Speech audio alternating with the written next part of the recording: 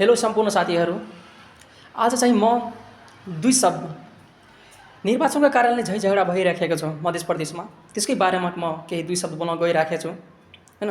आजकल हाम्रो मध्य प्रदेशमा धेरै गाउँघरहरूमा धेरै चिन्हका व्यक्तिहरू आउनुहुन्छ। अहिले न आजसम्म देशको लागि केही गरेको छ, न केही सोचेको छ, न आजसम्म केही विकास हेराएको छ गरेर हैन।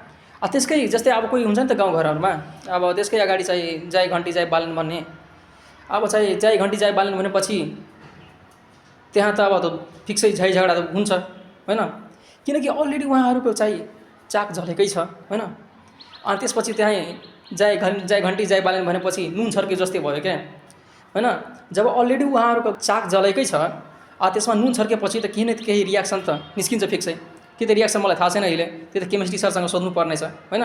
मेरो विचारमा अहिले चाहिँ त्यो रियाक्सन भनेको झै झगडा नै हो हैन। अब झै झगडा गरेर बाई मिस्टेक तपाईँले उहाँलाई कुट्नुहुन्छ, चाहे उहाँलाई तपाईँले कुट्नुहुन्छ हैन। कुटपिट गरेर त केही हुनेवाला त छैन हैन। तपाईँको कुटपिटले न त चुनाव रोक्नेवाला छ, न त चुनाव सर्नेवाला छ हैन। त्यो गरेर त केही त छैन नि त फाइदा, केही छैन नि फाइदा हैन।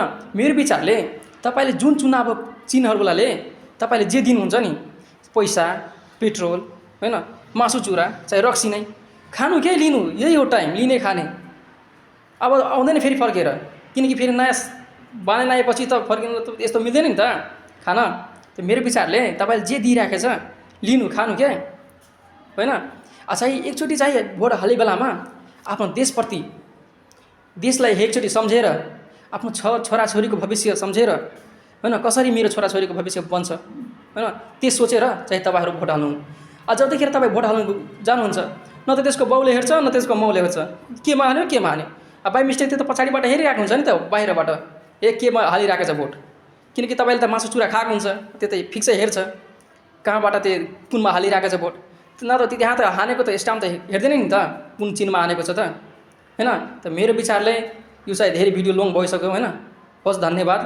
या चाहिँ सम्पूर्ण दिदी दाजुबहिनीसम्म यो सेयर गरिदिनु, चाहिँ मधेसवासीसम्म पनि पुर्याइदिनु हैन। चाहिँ झै झगडा नगर्नु, झै झगडाले केही हुनेवाला छैन। जय घन्टी, जय बालेन, जय मध्य प्रदेश, जय नेपाल।